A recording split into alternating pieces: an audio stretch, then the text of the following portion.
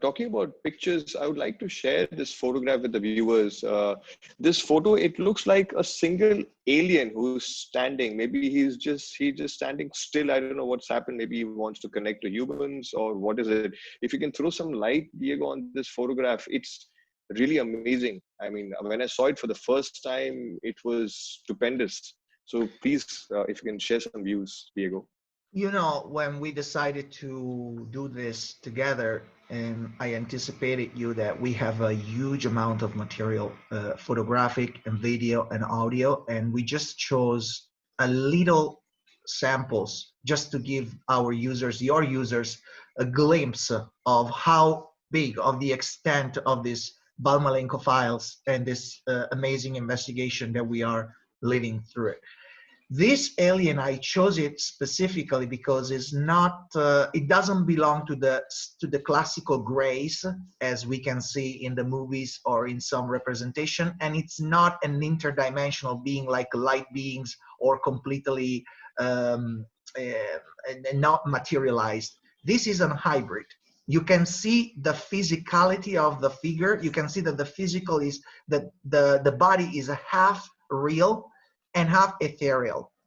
These beings, some of the beings that are there, are capable of shifting from one dimension to another, and we believe they're also standing in between two dimensions. That's why they can partially become real, means that it's not that they're not real if they're not visible, means they can become concrete in our reality, meanwhile staying in their own dimension or in another dimension. This is, we believe, it's for a sort of a protection. Let's say, for example, they materialize 50%. This materialization allows them to be visible on cameras, to be invisible to the naked eye, and if someone wants to attack them out of fear, for example, let's think about a policeman or a hunter or someone who is armed, and they want to hurt them, because their body is not fully present in our reality, probably the bullet would not harm them, because their organs or their physiology, it's partly in another dimension. So we believe that this is also kind of a protection. Actually, this was told me by one contactee that it's also my friend, and we had a lot of confrontation about this. And his alien context told him that sometimes they prefer not to be fully materialized, not because they can't, but because they know that some human can have an unpredictable reaction. So they also need to protect their lives from that. When you ask me the first question, do they have omnipotence?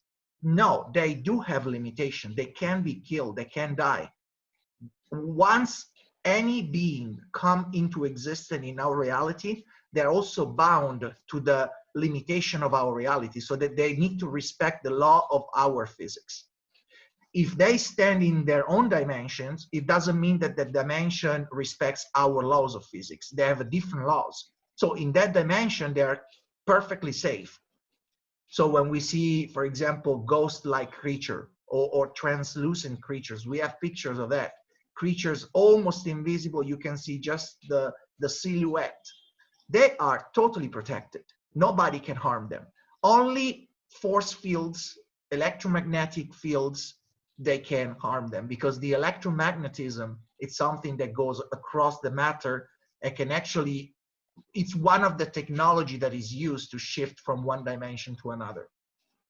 So this alien, why I say this, is because that we have another footage of this alien in a little bit of wider frame, where you can see that on his appearance, to the sides, he has two orbs appearing with him, and the two orbs have a language. One language is a Morse code for love, and another one is a kind of a Hebrew characters that stands for God. At least that how it was translated by the contact who actually took the picture.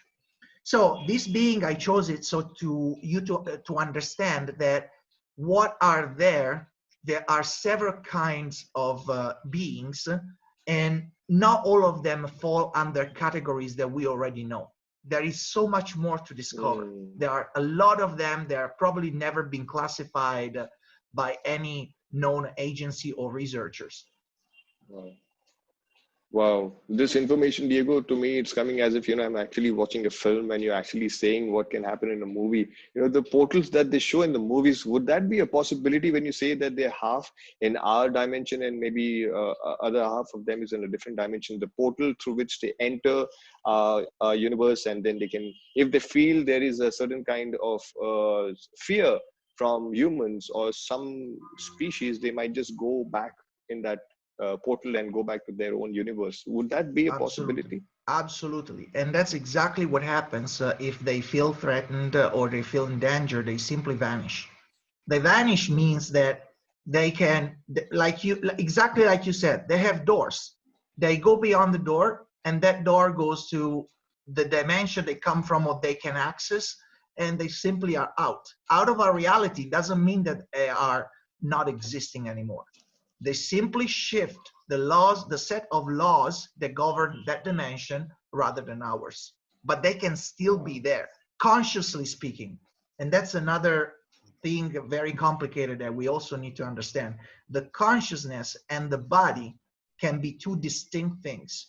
We can have these beings shifting dimensions physically, but the consciousness, they can be aware of still being here, and that's another very Wow. complicated things that we're still studying.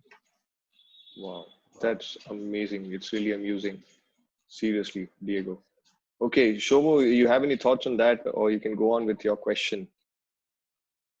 Yeah, I actually even I felt I was watching a movie. When he said that when they face any human interaction and some maybe a human trying to attack them, they just flee. They just disappear from our presence. It does not mean that they've gone completely from the surface of the earth, but they've gone from the presence. I just wanted to know that I've seen so many movies of aliens wherein they kind of sometimes attack human beings. So over here, the areas that we are talking about, yeah, do they anytime attack on the mode of self-defense, or they just flee when they find danger?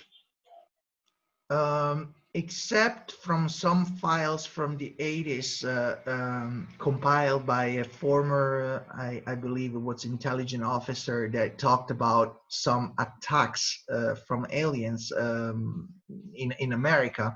I never had any experience or reports about some aggression from the aliens towards civilians or humans. And especially in the Valmalenco area, where these beings seems to be quite frequently sighted or interacting with them. We've never heard about such a threatening uh, act on the part of the beings. Um, we have heard of one girl a few years ago who she was driving back home after work, and it was night, and the streets there can be pretty narrow and a lot of twisted inside the woods, like mountain terrain. It's not easy to see. I think there was also some mist, fog, and it was not a good visibility. Basically, she ran over one animal. She thought it was an animal like a deer. It jumped, this animal, this object jumped out of the woods into the road, and she just slammed it and ran it over. So she stopped to see if it was quite big, but not too big. So she stopped. She thought it was an animal. She was sorry, so she wanted to see if it was still alive. And when she jumped out of the car and went observing what she had hit, she saw this little gray alien figure with the big head dead under her car. And she fell in such a shock that she couldn't be able to talk for several weeks after that incident. Eventually, the authorities were called. She found the courage to speak on the phone and call for police. The police arrived. They sent someone from Milan, from the biggest city nearby. Actually, it's about 3-4 hours driving, but all the way from Milan, some people, like they called it rescuing people, came. They bagged up this creature into a plastic bag and they brought it to a lab in Milan, and nobody has ever heard anything about him anymore. This girl is still there. We tried several times to approach her. We know who she is. We actually talked to her, but she refuses absolutely to talk about that episode. She confessed something to a close friend of her, which we talked to, and she told us that she's still, after several years, she's still under deep shock. So what she saw there was totally unearthly, totally that she could never recognize as belonging to this planet, or nothing that she had ever seen.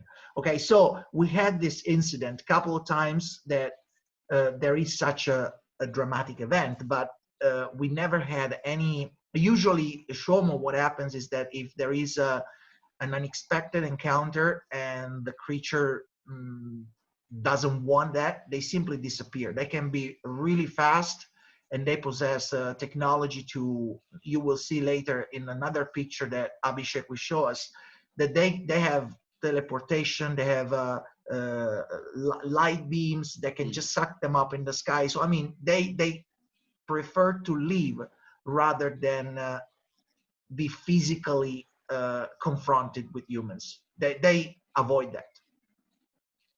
That's great. That's really nice. Yeah.